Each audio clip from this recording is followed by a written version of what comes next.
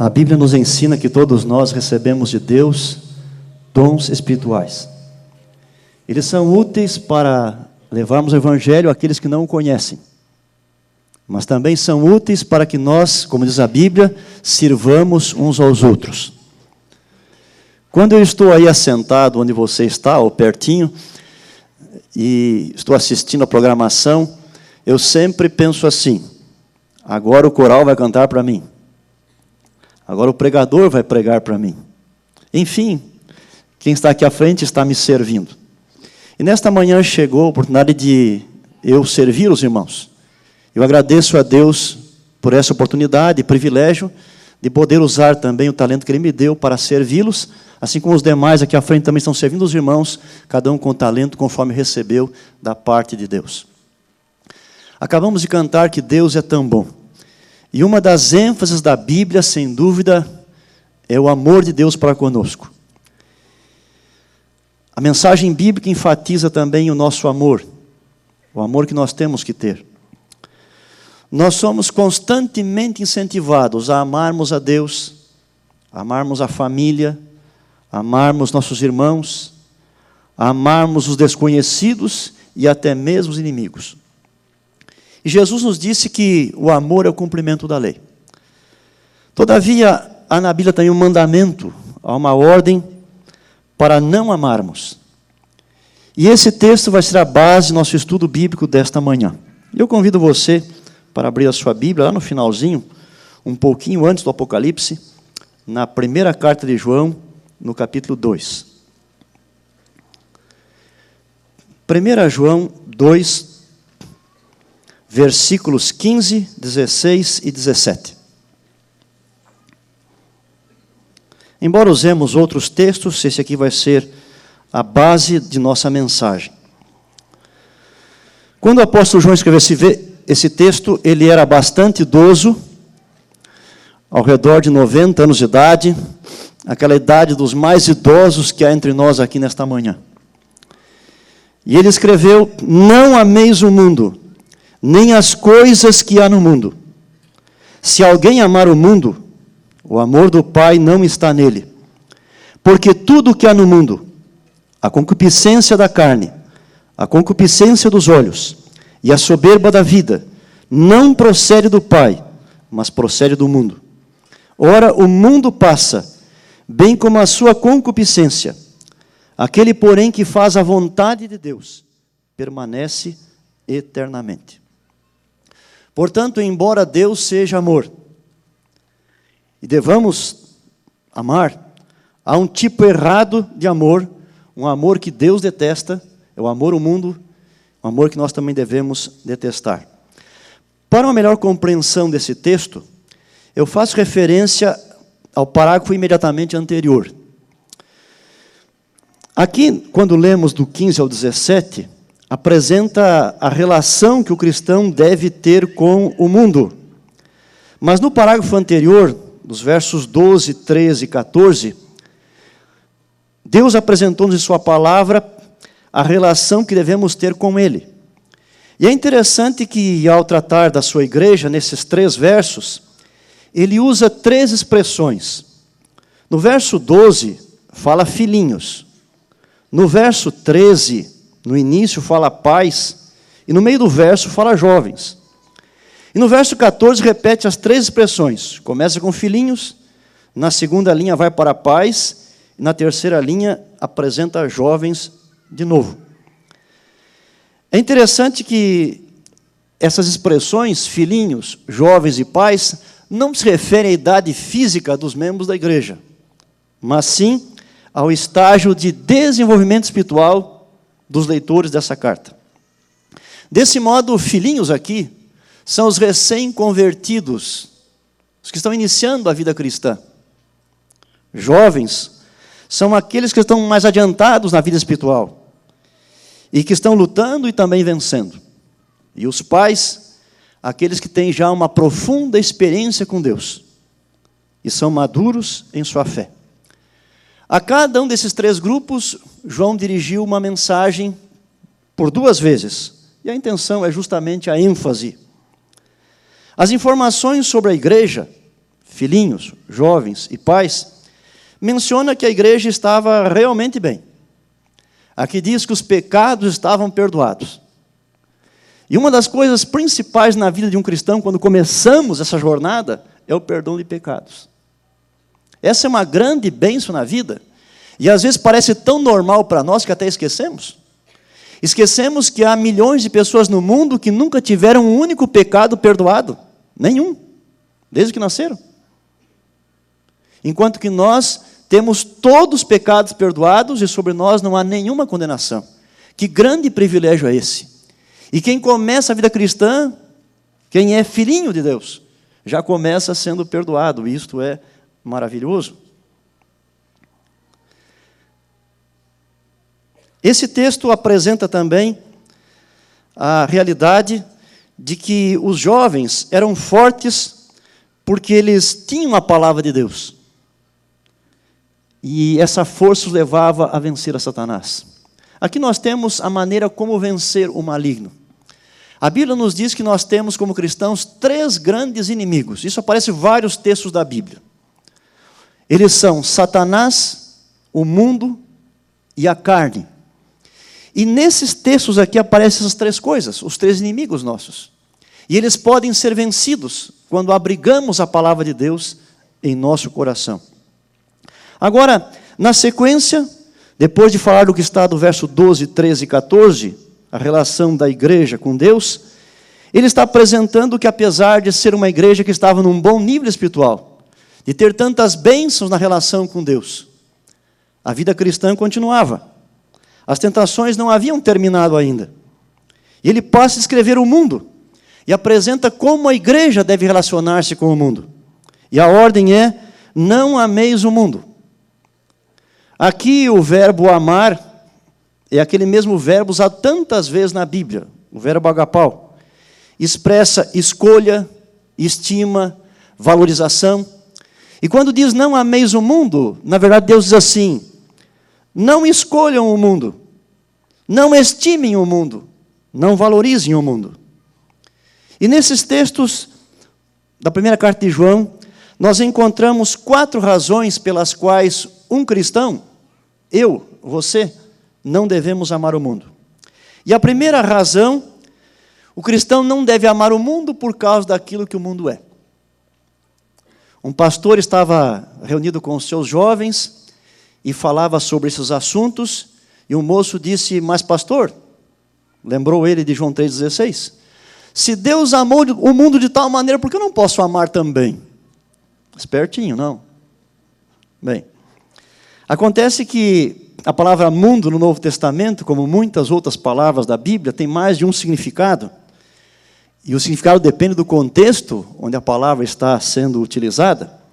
E com relação a mundo, os principais significados são os seguintes. Na Bíblia, mundo, às vezes, é o universo criado por Deus.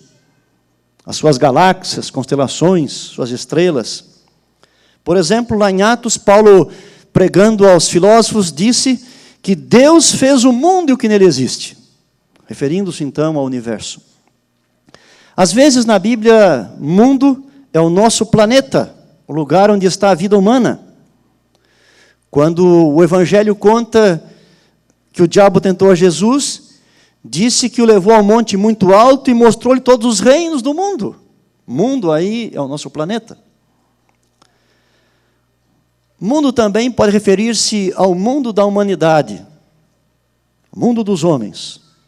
Essa é uma expressão muito usada por nós também, quem sabe até diariamente. Nós dizemos assim: todo mundo, para falar das pessoas. Todo mundo assistiu aquele programa. Todo mundo estava lá. Todo mundo sabe disso. Aí mundo são pessoas. E quando Jesus disse o que está em João 3,16, porque Deus amou o mundo de tal maneira, se refere ao mundo da humanidade. Deus amou todas as pessoas. E nesse mundo estou eu, está você também. Quando diz que Deus amou o mundo, pode tirar a palavra mundo daí e colocar o seu nome, porque você foi amado pessoalmente, particularmente por Deus. E por isso que Ele mandou o seu Filho a este mundo. Mas mundo também se refere à humanidade como contrária a Deus. A humanidade que está rebelada contra Deus, recusando receber a sua sabedoria e a sequer a reconhecer que Deus existe e é Senhor de todas as coisas. Assim, o mundo tem o sentido também de um sistema. E na linguagem nossa, nós falamos, por exemplo, mundo dos negócios, mundo dos esportes, mundo da política. Aí, mundo é sistema. O mundo aqui na Bíblia, nesse texto de João que consideramos, é um sistema organizado. É um conjunto de ideias, de valores, de tradições, de costumes, de pessoas, de atividades, de objetivos. O mundo é um sistema de vida que a gente vive como se Deus não existisse. Você quer saber o que é mundo? Ligue a sua TV em qualquer canal, em qualquer programa. E veja o que acontece. Quando as pessoas passam por situações, algumas como nós passamos, ou algumas até terríveis, elas não estão pensando em Deus. Ninguém corre para Deus para perguntar o que vai fazer, para pedir ajuda. Elas continuam a viver como se Deus não existisse. Quando tem que tomar decisões importantes na sua vida, decisões que às vezes vão mudar todo o curso da sua existência neste planeta, elas não vão buscar Deus. Quando na TV entrevistam as celebridades, os artistas, os músicos, os desportistas, enfim, os políticos, e eles emitem o que eles pensam sobre vida, estilo de vida, sobre casamento, namoro, sexo, educação de filhos, veja, o que sai da boca deles é puro mundo. Ninguém está pensando em Deus. Portanto, esse mundo que deve ser amado, é esse sistema de vida contrário a Deus, que a gente vive como se Deus não existisse. O que vale é o dinheiro, é o sexo, é o poder, é o secularismo. Esse é o mundo que nós somos orientados a não amar. Esse é um mundo que trabalha contra Cristo e contra a sua obra. É uma ferramenta de Satanás para tentar impedir o plano da salvação. E por isso o diabo é chamado, e Jesus mesmo falou assim, o príncipe deste mundo. E é dito também no Evangelho que o mundo inteiro jaz no maligno. O mundo domina os incrédulos, e eles são chamados de filhos do mundo. O mundo é uma expressão que abarca todos os descrentes, os que estão em trevas, que não passaram ainda como nós pelo processo do novo nascimento, os quais não compreendem a Cristo e nem também os cristãos. Em certo sentido, o cristão é como um mergulhador. Imagine um mergulhador que vai praticar o esporte lá em algum lugar do mar. Para mergulhar, deve ter um equipamento. Lá no fundo do mar não é o meio ambiente do ser humano. Para ficar lá embaixo por alguns minutos ou horas, tem que ter um equipamento especial. Assim também nós, como cristãos, estamos num ambiente que não é o nosso. Aguardamos um novo céu, uma nova terra, um outro ambiente. Mas enquanto estamos aqui, precisamos de um equipamento especial. A presença do Espírito Santo em nossa vida, a prática da oração, a comunhão com os irmãos, o estudo da palavra de Deus. Esses são equipamentos para podermos sobreviver nesse meio em que nós realmente estamos vivendo. Devemos lembrar também que aqueles que estão no mundo são objetos do amor de Deus e da sua atividade salvadora. E que nós mesmos temos uma missão também. E Jesus, na sua famosa oração sacerdotal em João 17, ao orar a seu Pai, ele disse assim: assim como tu me enviaste ao mundo, eu também os enviei ao mundo. Portanto, Cristo veio ao mundo porque tem compaixão do mundo, quer salvar o mundo. E nós estamos no mundo, temos uma missão no mundo, em nome de Cristo. Então, a primeira razão para nós não amarmos o mundo é por causa daquilo que o mundo é. A segunda razão é por causa daquilo que o mundo faz conosco. O mundo afeta o nosso relacionamento com Deus. Aí na sua Bíblia, estamos em 1 João 2, no verso 15, fala do amor do Pai. E no verso 17, fala da vontade de Deus. Então vejam, tem duas ideias muito importantes aqui. O mundo tenta afetar o relacionamento nosso com Deus. O que ele faz? ele tenta diminuir o amor que temos para com o Pai. E tenta fazer com que sintamos menos desejo de fazer a vontade do Pai. Se você está numa situação que não sabe se aquilo é mundano ou não, se aquela atividade, aquele programa, enfim, aquilo que está te atraindo, se você não sabe certeza se aquilo é mundano ou não, faça 2 perguntas, são essas aqui, são os testes. Pergunta assim: se eu for a esse lugar, se eu me lançar com essa pessoa, se eu fizer isso, primeiro, isso vai diminuir meu amor para com Deus? Segundo, isso vai me dar menos vontade de fazer o que Deus deseja? Esses são os testes. Aí você pode saber se aquilo é mundano ou não. E a Bíblia nos diz, especialmente nas cartas de Paulo, que há certas situações na vida para as quais não temos uma clara revelação de Deus. Nem tudo é sim e não. Se você conhece o Evangelho faz tempo, você sabe que isso é verdade. Algumas coisas são bem claras, bem reveladas para nós, não tem o que pensar e discutir, é aquilo mesmo. Mas algumas não são bem claras. Então, nessas coisas que não são bem claras, até cristãos maduros, esclarecidos, que amam a Deus, divergem. Cada um deve seguir sua consciência. Mas o teste, novamente, são essas 2 perguntas. Isso vai me fazer amar menos a Deus? Isso vai me dar menos desejo de fazer a vontade de Deus? E aí podemos saber o que fazer. O mundo usa de artifícios para afastar-nos de Deus. E aqui o texto apresenta 3 artifícios, que João chamou de concupiscência da carne, concupiscência dos olhos e soberba da vida. Concupiscência, a palavrinha que nós não usamos nunca no bate-papo de cada dia com os nossos amigos. Concupiscência é desejo intenso, desejo muito grande, violento. E aqui fala primeiro da concupiscência da carne. É interessante que nós, como cristãos, possuímos 2 naturezas. Nós possuímos uma natureza com a qual nós já nascemos, herdamos de nossos pais, uma natureza pecaminosa, que puxa-nos para baixo, para o que é errado, para o que é pecaminoso, e quando passamos pela conversão, nós adquirimos uma nova natureza, uma natureza espiritual, que nos liga diretamente ao nosso Deus, e que nos tenta conduzir para cima. E enquanto estivermos nesse planeta, nós vamos ter 2 naturezas. O não cristão, o incrédulo, só tem uma. Só tem uma. Nós temos 2.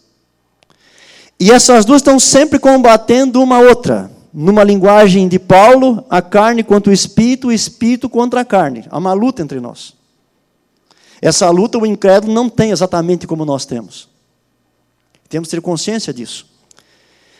E essa concupiscência da carne é qualquer coisa que agrade a natureza decaída e pecaminosa do ser humano. Aquela que recebemos ao nascer.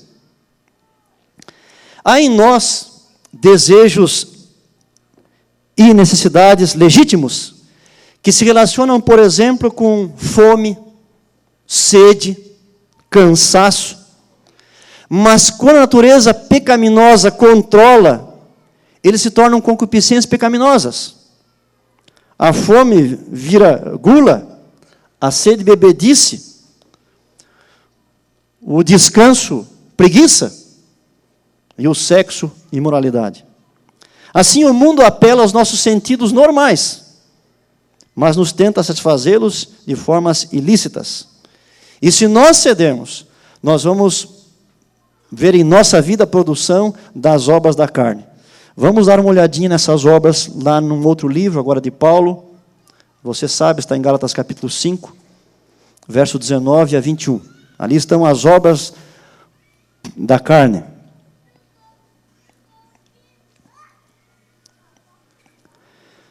Gálatas 5, 19 a 21.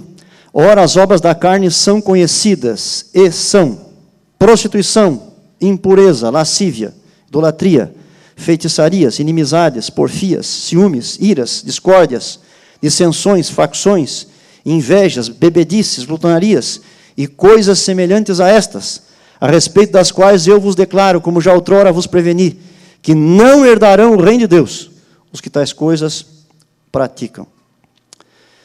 É interessante que tudo que a Bíblia diz sobre a carne é negativo.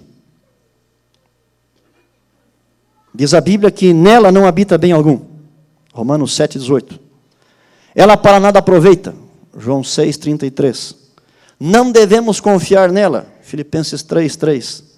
E nada devemos expor para a carne. Romanos 13, verso 14. Concupiscência da carne indica as tentações que brotam de dentro de nós. Portanto, a pessoa que é dominada pela natureza carnal tem uma vida negativa. Mas o segundo artifício que temos aqui, que o mundo usa para afastar-nos de Deus, é chamado de concupiscência dos olhos. Os olhos podem ter desejos. E essa expressão, concupiscência dos olhos, parece designar tentações que vêm de fora de nós. É a tendência de deixar-nos cativar pela exibição de coisas externas, sem investigar os seus valores reais. Ter olhos concupiscentes é ficar fascinado pelas riquezas, honras e prazeres que o mundo está apresentando. E é interessante que quando nós nos lembramos dos pecados mais evidentes personagens da Bíblia, muitos deles têm a ver com a visão. Veja no caso de Eva. O texto diz assim: vendo a mulher que a árvore era boa para se comer. A tentação começou pelos olhos. O pecado de Acã, no tempo de Israel, ele confessou depois dizendo: quando vi entre os despojos uma boa capa babilônica. Quando conta do pecado de Davi com Batseba, o relato diz: viu uma mulher que estava tomando banho, ela era muito formosa. E em nossos dias, a tentação que vem pelos olhos, ela é muitíssimo maior do que era nos tempos da Bíblia. Muito maior. Muitas vezes mais. E temos que estar alerta com relação à situação.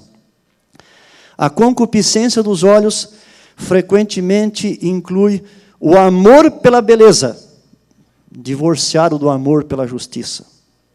A nossa oração devia ser como a de Davi, como salmista, que naquele capítulo, que é o mais longo da Bíblia, ao falar da lei de Deus, da revelação de Deus, ele diz assim para o Senhor: desvia os meus olhos, para que não vejam a vaidade.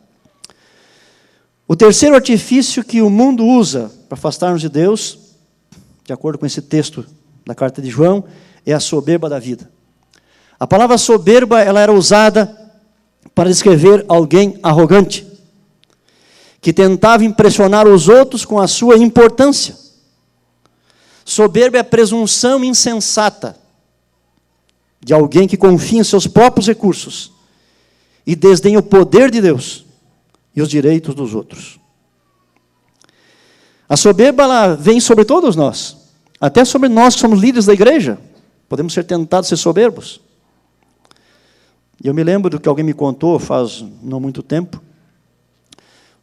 Um pastor foi convidado para fazer uma série de palestras numa localidade para líderes de igreja distante de onde ele estava. Quando ele chegou ali, ele exigiu que seu colega, que estava dirigindo o evento, o apresentasse conforme uma extensa biografia que entregou por escrito, de várias páginas. O pastor que o convidou e o recebeu, antes de ele falar, então apresentou e ficou vários minutos falando quem ele era, o que havia feito, assim por diante. Isso não é costume em nosso meio, foi uma coisa diferente. Depois da primeira palestra, ele deu oportunidade para perguntas. Um irmão rapidamente levantou a mão e disse: pastor, se você é tudo isso que foi dito, por que você é pastor de um pequeno distrito lá no fim do mundo? Bem, Os soberbos tentam se destacar mostrando quanto gastam e quanto conseguem realizar e conquistar. Sua intenção é impressionar, obter fama, se sentir importantes, querem brilhar e ofuscar os outros. Esses três artifícios, concupiscência da carne, concupiscência dos olhos, soberba da vida, que o mundo emprega, são muito parecidos com aqueles que a velha serpente usou lá no Jardim do Éden, para tentar atrair Eva e levá-la a praticar o primeiro pecado. Assim, em Gênesis 3:6, ele diz assim, observe: vendo a mulher que a árvore era boa para se comer, concupiscência da carne, agradável aos olhos, concupiscência dos olhos, e a árvore desejável para dar entendimento, a serpente havia dito: como Deus, sereis conhecedores do bem e do mal. Aqui está a soberba da vida. Nesse caso, desejar ser como Deus.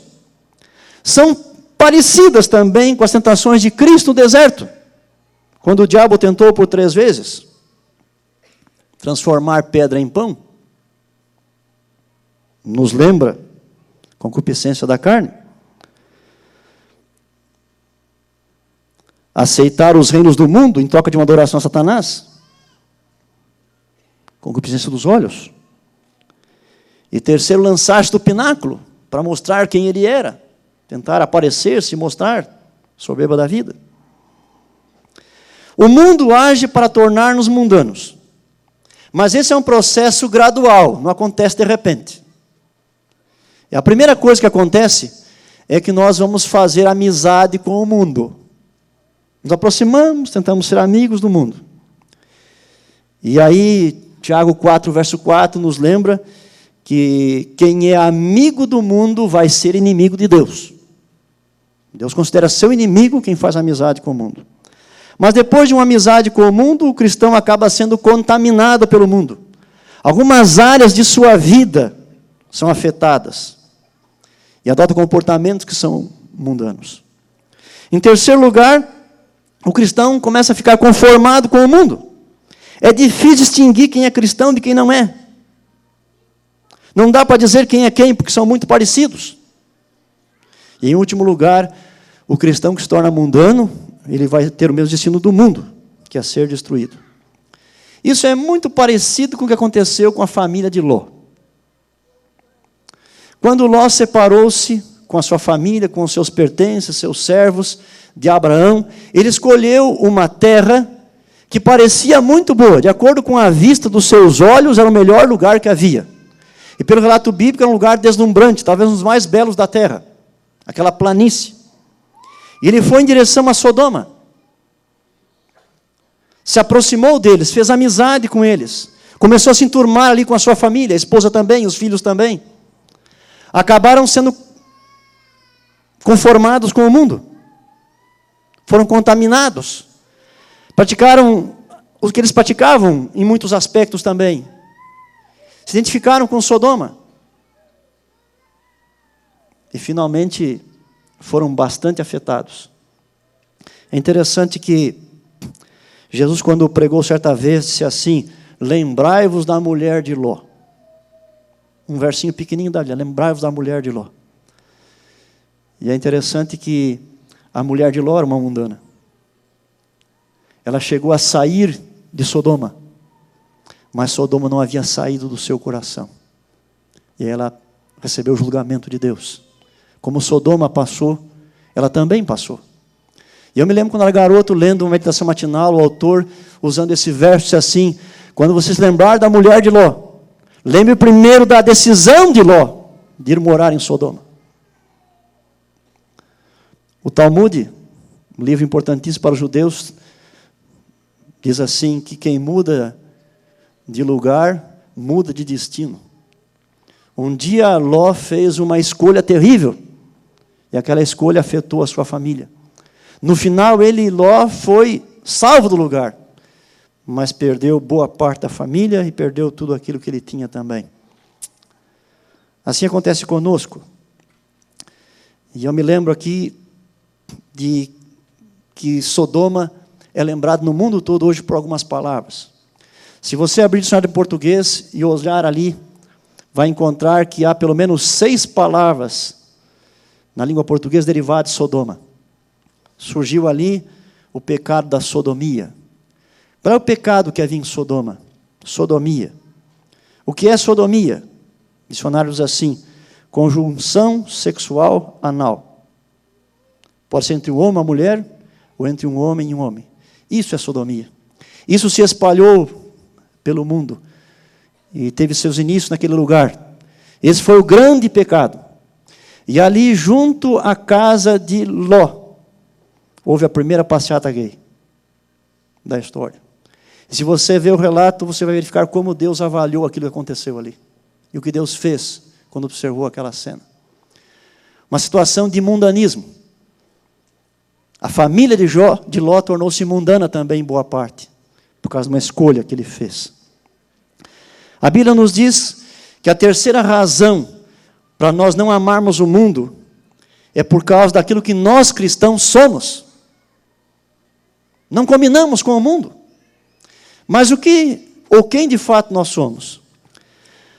Podemos ficar somente aqui nessa pequenina carta de João, que deve ter na sua Bíblia umas 3 páginas talvez. Veja, quem que nós somos como cristãos? Capítulo 3:1. Vede que grande amor nos tem concedido o Pai, a ponto de sermos chamados filhos de Deus. Que privilégio é o nosso. Então quem somos? Nós somos filhos de Deus. No capítulo 1, no verso 3, vai dizer também de outro privilégio nosso como cristãos. Nós temos aqui comunhão com o Pai e com o Filho. Se você for para o capítulo 3, verso 24, no finalzinho, vai dizer: nisto conhecemos que Ele permanece em nós, pelo Espírito que nos deu. Então temos comunhão com Deus, com seu Filho, e agora o Espírito Santo está em nós. Mas fala um pouco mais. No final do livro, no capítulo 5, versos 4 e 5, é apresentado para nós que Deus nos deu recurso suficiente para vencermos o mundo. Porque todo que é nascido de Deus vence o mundo. E esta é a vitória que vence o mundo, a nossa fé. Quem é que vence o mundo, senão aquele que crê ser Jesus o Filho de Deus? Nesse mesmo capítulo, verso 11, 12 e também 13, é mencionado que nós temos a vida eterna porque cremos em Jesus. E nos versos 14 e 15, nesse mesmo capítulo 5, é dito que outro privilégio nosso é termos as orações nossas respondidas. Então vejam, por causa daquilo que nós somos, os privilégios que temos, a relação nossa com Deus, nós não devemos amar o mundo, que é o inimigo de Deus, nosso Pai. E finalmente, em quarto lugar, o cristão não deve amar o mundo por causa do destino do mundo. E aqui em 1 João, no capítulo 2, no verso 17, diz: ora, o mundo passa. O destino do mundo é passar, deixar de existir. Um pesquisador disse que 19 civilizações já deixaram de existir em nosso planeta, na história humana. Algumas foram grandes civilizações. Abarcavam muitas coisas, muitas pessoas, duraram alguns séculos, mas acabaram passando. Em nossa cultura, parece que boa parte das pessoas quer ser celebridade. E essa febre afeta nós cristãos, e nós adventistas, e nós aqui do NASP também. Nós queremos ser notados, exaltados, paparicados, constantemente lembrados. Um pesquisador disse que, de todos que vieram na face da terra até hoje, menos de 2.000 pessoas foram lembradas 100 anos depois de sua morte. Nós somos hoje no planeta mais de 7 bilhões. Quantos mais já faleceram? De todos esses, menos de 2.000 pessoas são lembradas após 100 anos de sua morte.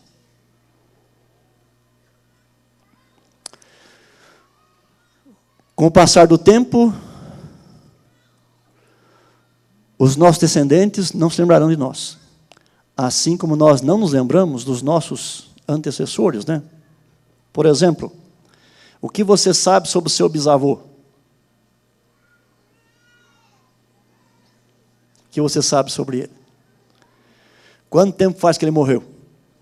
Talvez 50, 70 anos, não mais do que isso. E você às vezes não sabe nem o nome dele. O mundo passa. Mas aqui diz, aquele porém que faz a vontade de Deus, permanece para sempre. O destino do cristão é permanecer para sempre. Isto ocorrerá por quê? Porque ele faz a vontade de Deus. Mas antes de fazer essa vontade, precisamos saber qual é esta vontade. E para saber qual é a vontade de Deus, nós temos que entregar-nos a Deus. É uma sequência. Você primeiro se entrega a Deus. Aí você conhece sua vontade. E aí você pode fazer a sua vontade. Em Romanos, no capítulo 12, há um texto bem conhecido. Romanos 12, 1 e 2. O apóstolo Paulo diz: rogo-vos, pois, irmãos, pelas misericórdias de Deus, que apresenteis o vosso corpo por sacrifício vivo, santo e agradável a Deus, que é o vosso culto racional. Quer dizer, entreguem-se completamente a Deus. E não vos conformeis com este século, podia colocar mundo, mas transformai-vos pela renovação da vossa mente, para que experimenteis qual seja a boa, agradável e perfeita vontade de Deus. E se você se entregar a Deus, você vai então conhecer sua vontade, e vai saber que essa vontade sempre é boa, sempre é agradável, sempre é perfeita, e vai ter a bênção que ela traz realmente na sua vida. Assim, irmãos, concluindo nosso estudo bíblico desta manhã, o cristão está no mundo físico, pertence ao mundo dos homens, mas não compactua com o sistema do mundo, que se opõe contra Deus e contra a sua vontade. Como mergulhador, estamos num meio ambiente que não é nosso. Se não cuidarmos, ele nos sufocará. Devemos vigiar, para que este mundo não entre em nós como costuma fazer, pelo coração. Não ameis o mundo. Evitemos tudo que tenda a diminuir o nosso amor para com Deus, o nosso desejo de fazer a sua vontade. Como vimos, nós temos 4 bons motivos para não amarmos o mundo. Primeiro motivo, por causa daquilo que o mundo é, um sistema satânico, que constantemente guerreia contra Cristo, sua obra e seus filhos. Segundo, porque o mundo tenta nos seduzir ao pecado.